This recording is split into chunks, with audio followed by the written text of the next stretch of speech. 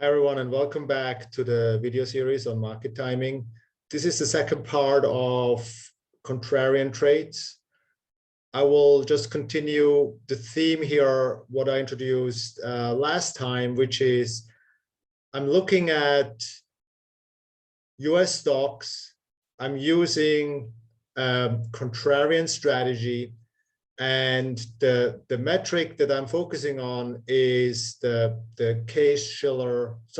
Shiller price earning ratios, the cyclically adjusted price earning ratio, the CAPE index.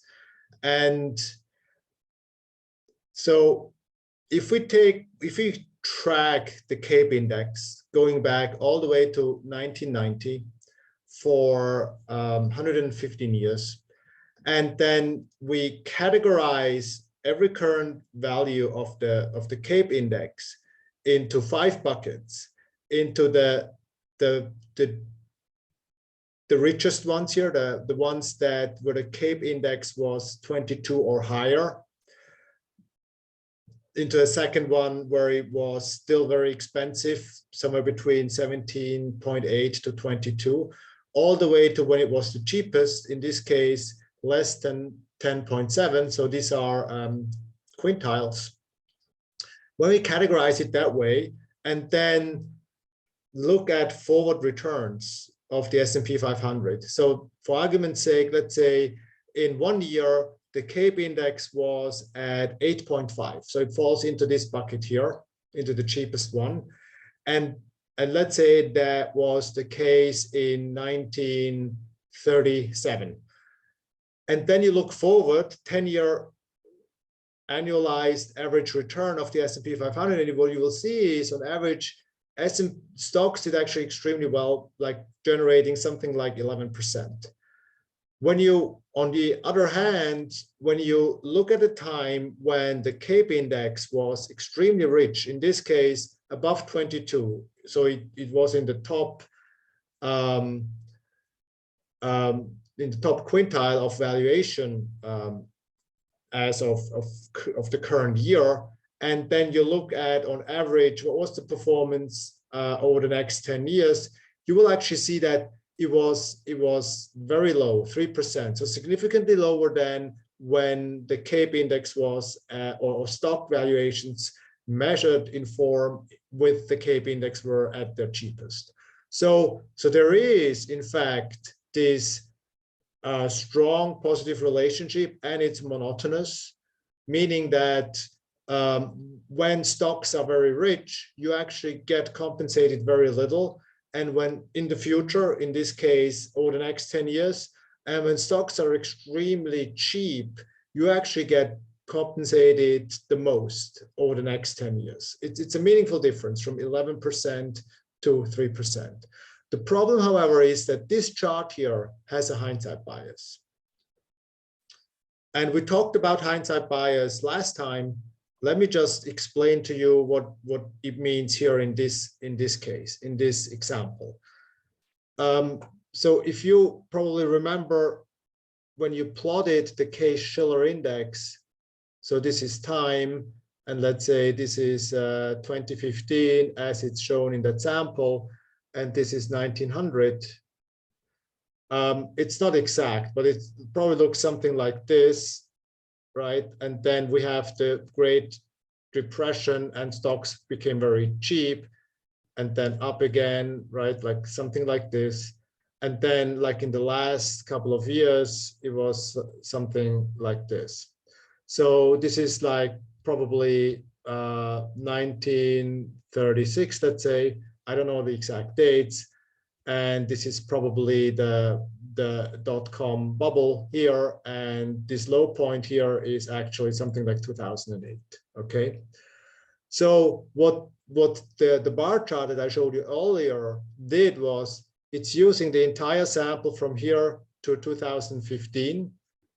It's using this entire sample and then buckets those valuations here, these valuations in this period here, into these 5 buckets from the cheapest to the richest quintile. Okay, but when you are, for example, here at this point,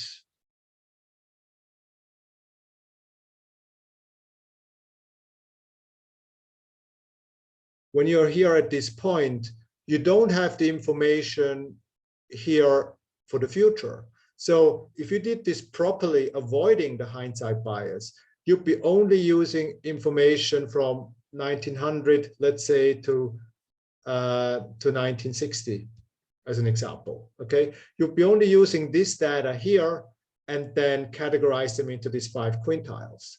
And as time moves on, you will just be adding more and more data to your sample and recategorize these buckets all the way to 2015. So at any given point in time, you will have a new set of data, and then you will categorize them, and then you will take a look at what happened in the next 10 years. So that way you would avoid the hindsight bias.